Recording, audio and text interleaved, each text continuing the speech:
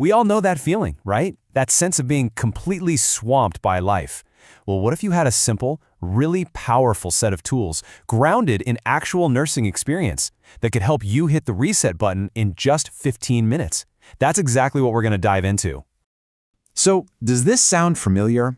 Your mind is just racing, you've got that tight feeling in your chest, or maybe you just feel kind of flat. It's that moment when it all just feels like too much. You are definitely not alone in feeling that way.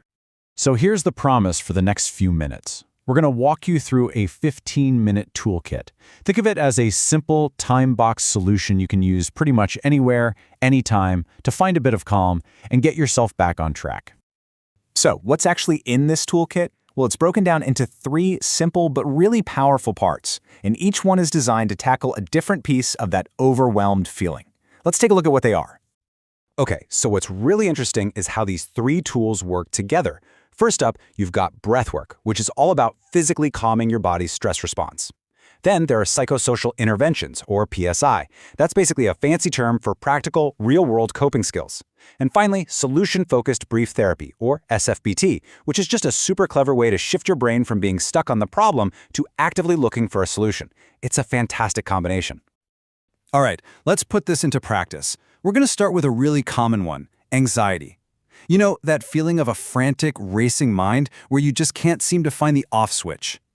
First up is breathwork. The 4-7-8 technique is incredibly powerful. You just breathe in through your nose for 4 seconds, hold it for 7, and then, and this is the important part, exhale slowly through your mouth for 8 seconds. That long exhale is the key. It literally tells your nervous system, hey, we're safe, and allows your body to start calming down. Next is your PSI tool, grounding. When your mind is spinning out with a million what-ifs, this technique pulls you right back to the here and now. You just look around and name 5 things you can see, then 4 things you can physically feel, and finally, 3 things you can hear. It's such a simple way to break that cycle of anxious thoughts. And here's where that solution-focused approach is just brilliant. Instead of getting stuck on feeling like your anxiety is a 10 out of 10, you ask yourself this simple question.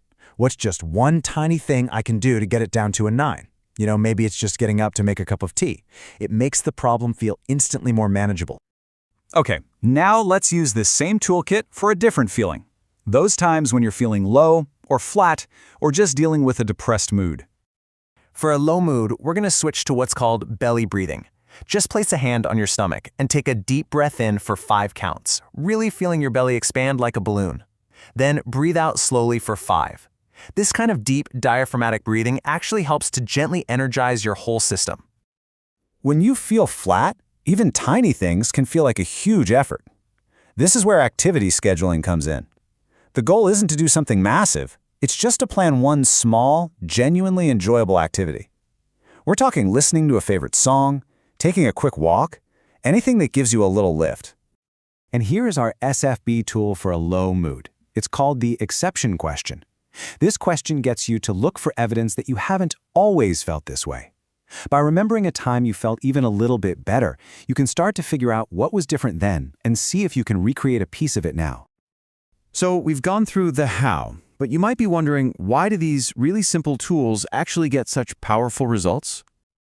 Well, it's all about a direct response. When you're in a state of panic, the breathing and grounding techniques physically lower your body's stress hormones. It's a direct biological fix. And when you're feeling that flat, apathetic feeling, scheduling one small positive thing creates momentum. It proves to your brain that you can take action. So, when you put it all together, it works because it's a complete package. It calms your body's physical fight or flight response. It gives you practical tools you can actually use when life happens. And maybe most importantly, it flips the script in your head from focusing on problems to looking for solutions. And the best part? You don't need any fancy equipment to do it. Okay, so you've got the tools. Now the big question is, how do you actually start using them in your day-to-day life?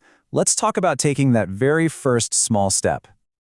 Look, building a new habit is all about making it easy on yourself. Find a quiet spot, use a timer so you're not clock watching, and maybe keep a little notebook nearby.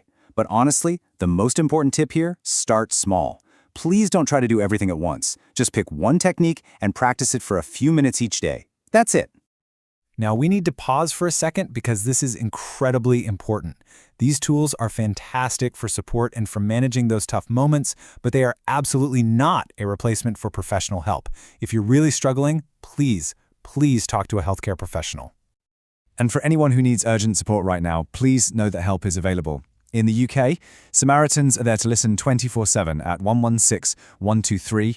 You can also always speak to your GP. The bottom line is, you don't have to go through this alone. So, let's end with a question just for you. Forget about tomorrow or next week. Based on everything we've just talked about, what is one small thing you can do right now, today, to feel just a little bit better?